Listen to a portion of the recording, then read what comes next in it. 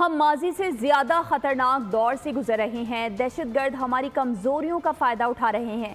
Chairman Pakistan Peoples Party Bilawal Bhutto Zardari का कौमी assembly में खिताब, कहा कि सियासी बारियों का दौर चलता रहेगा मगर हमें मिलकर दहशतगर्दी का मुकाबला करना होगा। पाकिस्तान मुखालिफ क़ुव्वतें मुत्तहिद हो चुकी हैं। नवाज शरीफ ने पहला नेशनल एक्शन प्लान बनाया, कोई ऐसी वजह नहीं कि शहबाज शरीफ नेशनल एक्शन प्लान 2 ना बना सकें। आसिफ अली जरदारी की तकरीर सियासी नहीं बल्कि इत्तेहाद और इत्तेफाक के लिए थी, लेकिन एक जमात कैदी नंबर 804 के लिए नारे लगाती रही।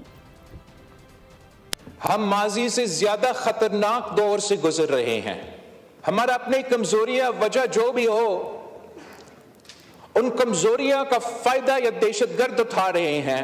हमारी बारी, आपकी बारी, किसी और की बारी का सियासत चलता रहेगा, मगर मेरा अपील यह है कि अब हमारा रद्द अमल में भी हमें साथ होना चाहिए कि जो कुव्वतें पाकिस्तान को डिस्टेबलाइज करना चाहते हैं और इस रीजन को स्टेबलाइज करना चाहते हैं, वो यूनाइटेड है। वजीर आजम नवाज शरीफ था जब हमने पहली बार नेशनल एक्शन प्लान बनाया।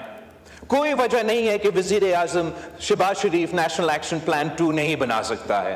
दहशतगर्दी का मुकाबला हमें करना है, मिल के मुकाबला करना है। कैदी नंबर 804 को रहा करो। आप हमें बताएं, आप हमारे हाथ में अपना हाथ थामे ताकि हम मिलकर इनको मुकाबला कर सकते हैं। सब्सक्राइब करें और बेल दबाएं ताकि कोई खबर रह न जाए।